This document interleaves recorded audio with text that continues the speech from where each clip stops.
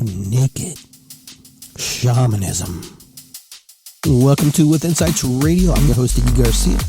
I will take you on a journey across the universe through shamanism, metaphysical, and holistic. So sit back and relax and enjoy the show. Welcome to the Mind of Iggy.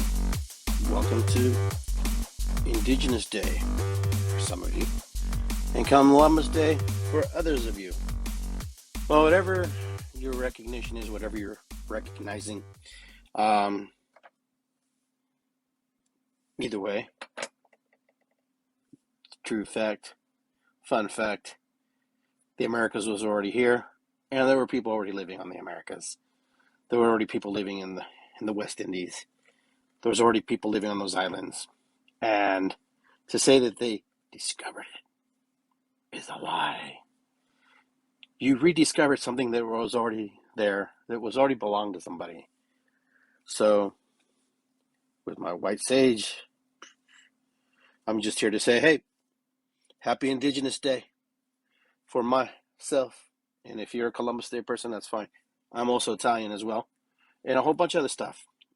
I'm the combination and collaboration and the rape and the pillaging and the manipulation of the conquerors, the people in power. I don't want to say the people per se. I don't want to say the people of Europe, people of Spain or Portugal or these places, because the people were doing their normal thing, trying to survive, trying to live, trying to feed their families. But the kings and queens, the monarchies, the militaries, the priests, the church, the clergy, they've done wrong in the world. They've hurt people. Now, maybe I wouldn't be here today if that didn't happen. But regardless, I'm here, and I'm here to voice for those who can't speak anymore. Millions of people, a genocide back in 1492, even before that. You know, there was people coming here and jumping off and leaving and taking and raping this land because they thought they were allowed to. They thought they could. And, but there was good people that came too. There are people here who came to help the natives. There are people here who defended the natives, but you never hear about them because that's not important. What's important is how much they made, how much they were able to bring back to Europe and fund the monarchy and the church. So I'm here talking about Christopher Columbus, and those of you who are Italian probably get upset when people talk about Christopher Columbus. But like I said, Manrioti is my maiden name, which is my mother's last name, which is Manriotto from Italy. I'm also Italian. But I'm also here to remember, and I'm here to think and remember those part of my ancestry that is indigenous, the ones that are people who were there, people that were hurt, people that were conquered, the people who got pelted with smallpox blankets after the Spanish came to our part of the world, and did what they did and took what they took. But history has been written. History is here. History, and it's not to be canceled. You can't cancel this. We should never cancel this history, part of history, because we should always remember this part of history. When we cancel history, we try to change it, that means we're trying to hide something. Christopher Columbus was a bastard son who came here and abused and hurt people, all in the name of his legacy, all in the name of his desire for fame and fortune and money. It was his enterprise. Okay, so who paid for that? The indigenous people of these lands. The indigenous people, over a course of time, it affected everybody. The whole world is different because Spain, Italy, England, all these countries came here seeking fortune, money, and a place to put their people that were overpopulating their areas. And you know what? A lot of people were killed and massacred because they didn't speak the language, because they looked different, because they smelled different, they ate different, they dressed different, they talked different, they gathered different, they celebrated different, they had a different belief system, different culture. And I'm not here to slam anybody's religion. The religion took advantage of that situation, and religion was very powerful back then. The Catholic Church was very powerful, very strong, very, very dominant force. Even the monarchies were afraid of the Catholic Church. Okay, so things changed and shifted. Things change and shift. Now, we're here in this present moment. We're here in this world. And we're here. And there are people who are still been left behind. There are people who live on reservations in my country and then in your country, my country here in the United States. There are people all over scattered around because of the colonization, because of the conquest, conquering lands for power, for greed, because they could. That's why they did it. Not because they were nice people and trying to make better for this land. No, we were in the way. The indigenous people were in the way, and we weren't able to see us as, but other than a commodity, slavery, other than subhuman. But nobody talks about this. Everybody's afraid to talk about it because everybody's afraid that we're going to offend somebody or that I should get over it because that wasn't my ancestors. No, your ancestors did not necessarily do this, but some of our ancestors, some of our people in our lines did do this. But here's the difference. Here's what I want to get to. Maybe you didn't do it, but you have the opportunity to make it right. That's what you do have. You have the potential to make things correct. And every generation doesn't make it right. Every generation of the politicians and presidents does not make it right. They throw you a bone, they throw you this and give you that, and you're supposed to be happy. Why? Because there's treaties. And if the treaty changes, then they'd have to give back lands. Yeah, Iggy's complaining. Oh, Iggy's bitching because, Christopher Columbus came here and conquered everybody. Now we're here. No, I'm here to remind you and remember that a lot of people's lives were lost on both sides. Okay, but mostly the ones who didn't have the muskets, the ones who were affected by disease, who were killed off. History should never be repeated. History should be always taught. History should always be shared because that's how we learn. And as we move in this time period now, we should remember that these people, these indigenous people of these lands, these First Nations people, these people who were here before us, I am half part or multiple parts of the indigenous culture, also the European as well. But I hear, and I also remember my culture, and I also remember the religion that I believe in. And I commingle them and mix them because that's the way they taught us to be. So it's not a celebration. It's not a party. It's a remembering. It's an acknowledgement and saying, hey, you know what? You paid the ultimate sacrifice. You paid the ultimate sacrifice for progress. You paid the ultimate price with your life. You paid the ultimate price because somebody wanted land, because somebody wanted power, because somebody wanted more. They weren't satisfied with just having what they had. They had to have more. And as we live in this country now today and we look around, we should be very grateful for what we have. And we should also be very grateful and understanding that the people, the indigenous people who live here now, still don't have it right, still don't have the means, still not able to somewhat feed their families or live a life that I would call, a life. When we try to indoctrinate people into belief systems and we want them to comply and be part of this culture and then wipe away their belief systems and cultures, that doesn't work. It can't work. If I told you tomorrow that you have to live the way I tell you to live, that you have to drum every day, that you have to eat certain things every day, and this is where you're going to live, and your kids are going to go to my school. Your kids are going to go to and learn what I want them to learn. They're going to learn how to talk to the trees. They're going to go learn how to navigate the waters. They're going to learn to speak to the clouds. They're going to learn to drum. They're going to learn to sing. They're going to learn how to smoke a pipe. Now, a lot of you might be on board with that, but a lot of you might not be. But if it was mandated and it was forced and it was law, it doesn't matter what you would think. What if the indigenous people won that war? What if the indigenous people got it right, were able to defend themselves? And the last pockets of Europeans were thrown on a reservation because they didn't want to go back to England. and they had to live there, encapsulated between different states, different ideologies and belief systems. What if the tables were turned? What if it was completely different? You know, what if? You know, we don't live in what ifs. We live in what's now. And what's now is what we are here. There are a lot of you who were born here now. You weren't born in Europe. You weren't born in Spain, England, or wherever you come, wherever your ancestors come from. So this is the only home you know.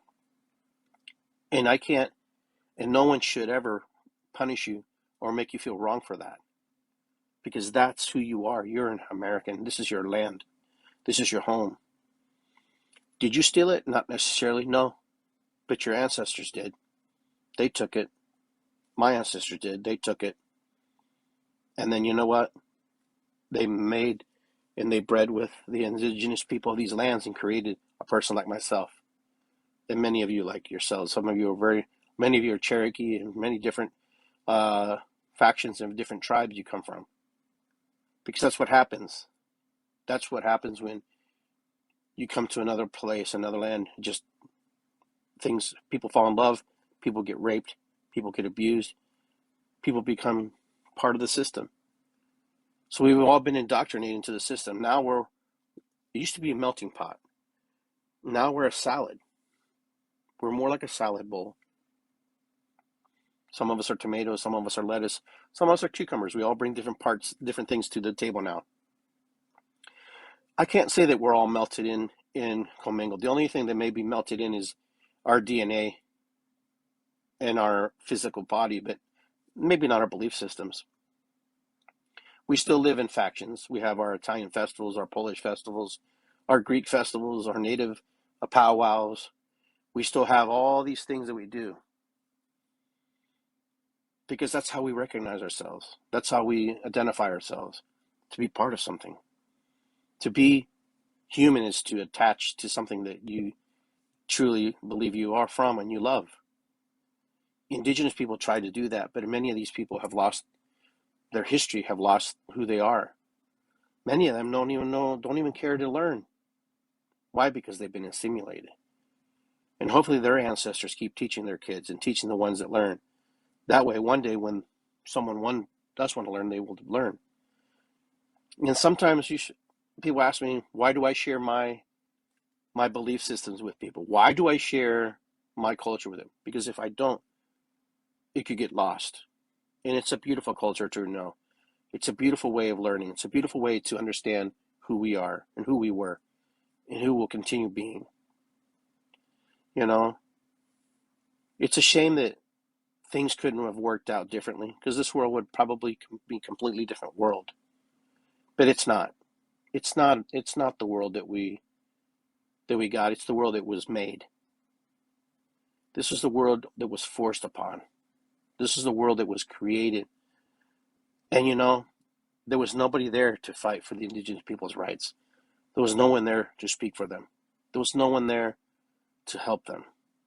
They had to help themselves. And many of them died of disease before any of these battles ever occurred.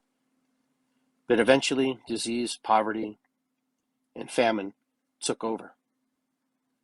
Now, we can't imagine what that felt like. We have no idea what that was like. We have no clue what that even tastes like or smelled like or felt like, to not be able to eat, not be able to drink fresh water, and to be cut off from all the resources that you're used to every day, and to be put into these places.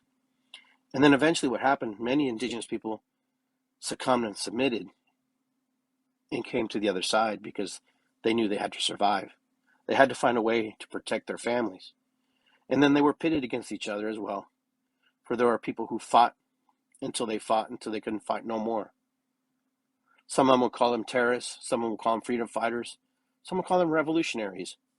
Someone would call them just plain bad. It depends what side of story, what side of history you're on, and how you look at it and how you feel about it. If you don't have any indigenous blood in you, it may be a little bit harder for you to understand where I'm coming from.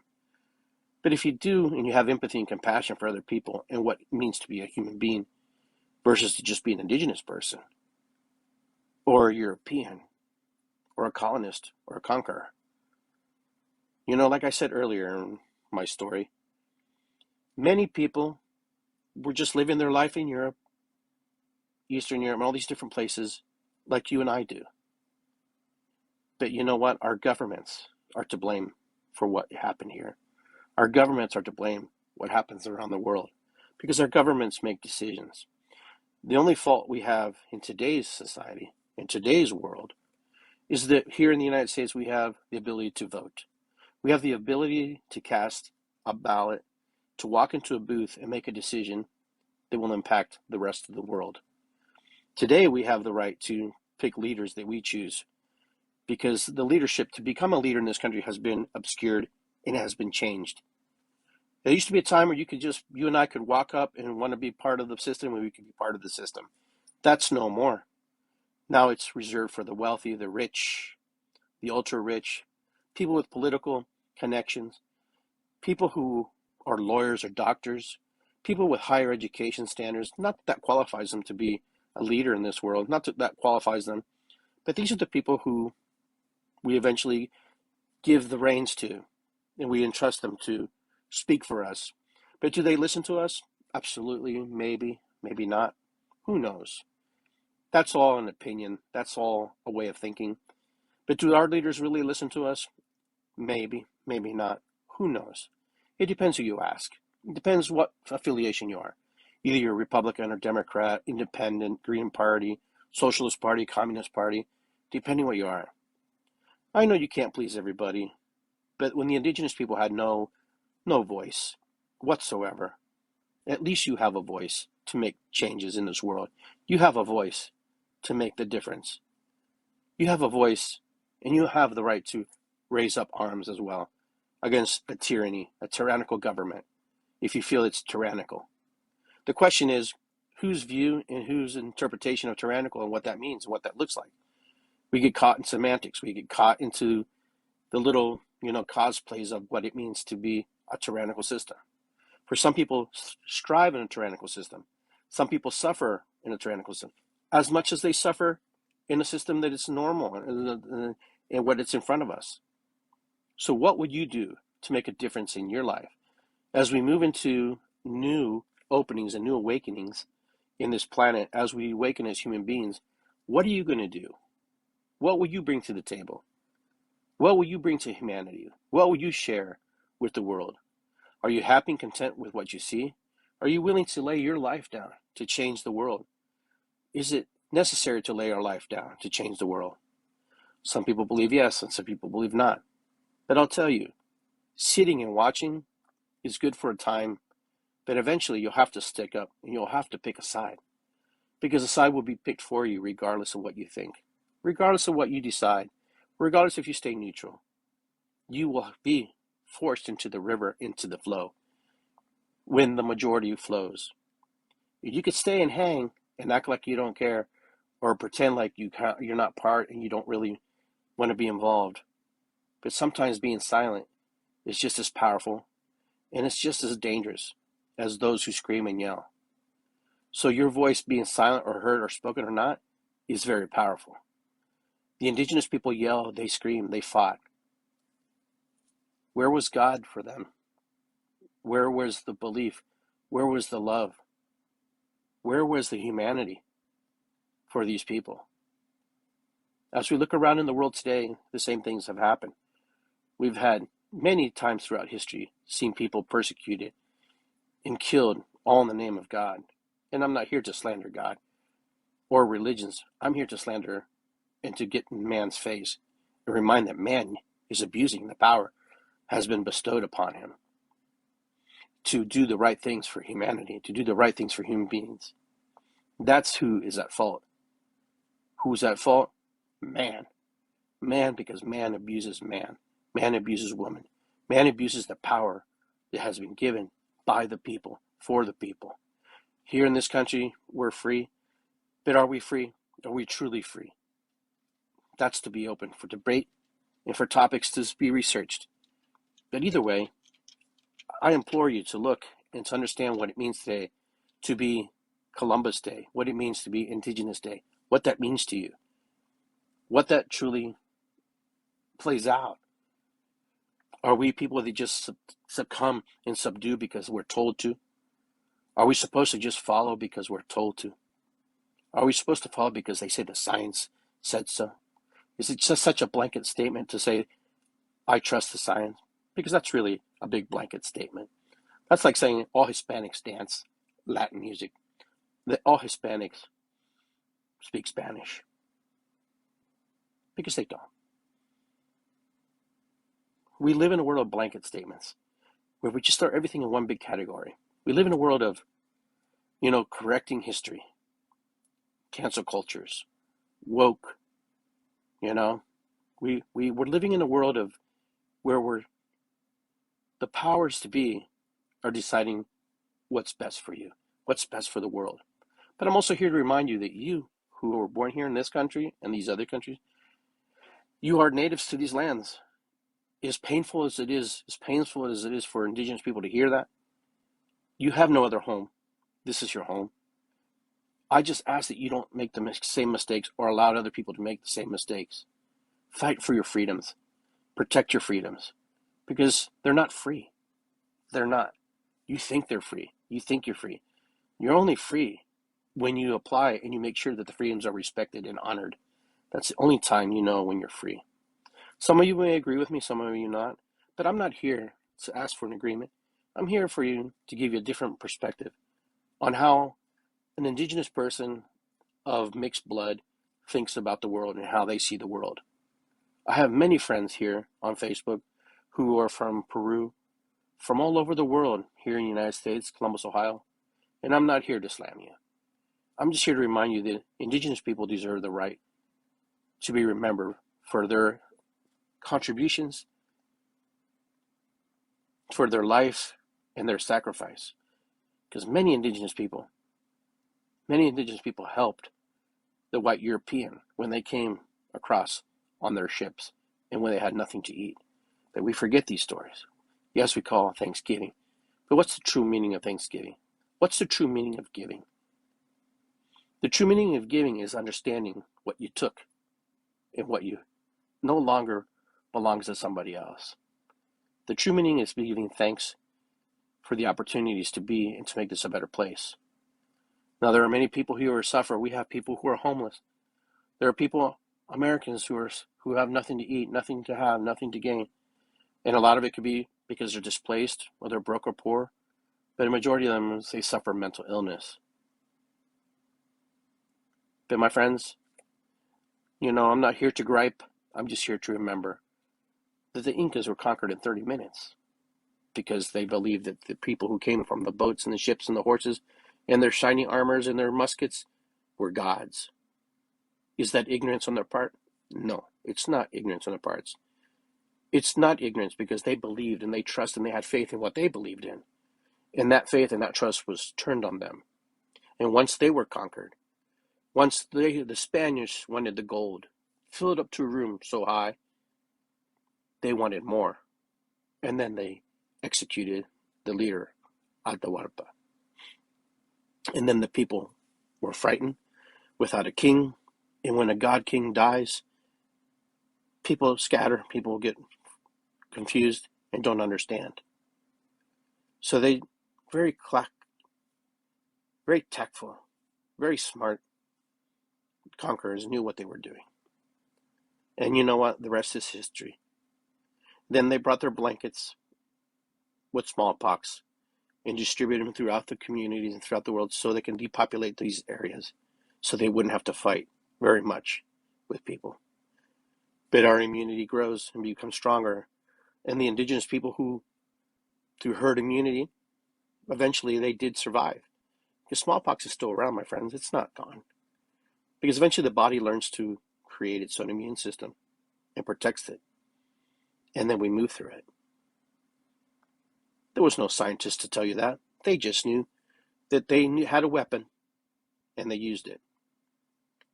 So my friends, without getting too political, because this story can get spun out anyways, it's today's remembrance. Today's an honoring, hold ceremony.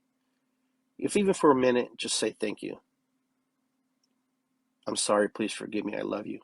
To these people who lost their lives, who will be ever forgotten in history, who will never be remembered, who will never have a name spoken, who will never have a face attached to them, as we live throughout our lives as well. The only remembrance they have as a history is what happened to them versus of who they were and what they did and the contributions they brought to the world. So as for Christopher Columbus Day, I do believe it should be changed. Personally, that is my personal opinion. Christopher Columbus doesn't represent the whole. Christopher Columbus represents a part of the whole. So the indigenous people have the right to be remembered. And did Christopher Columbus change the world? Of course he did. All right, my friends. With that, I want to say goodbye. Thank you. Thanks for tuning in to the Mind of Iggy. I know I spoke more than I probably should, but I thought it was important, and I thought it was something that needed to be said. I'll never be afraid to speak for indigenous rights and for people's rights or human rights, because if no one speaks, no one was heard. And sometimes people wait for that person to speak because they don't know how to articulate what the feelings and emotions that they have. So I will continue drumming. I will continue doing my ceremonies, my sweat lodges, and all the things that I do in my life in order to share my history and my love for what it means to be an indigenous human being. I don't forget my European roots, but I truly am in love with the indigenous aspects of who I am and the parts of myself. And with that, ho'oponopono, matakuyasin, irisikwi, aho, namaste, and I will see you next time. Have a beautiful Monday.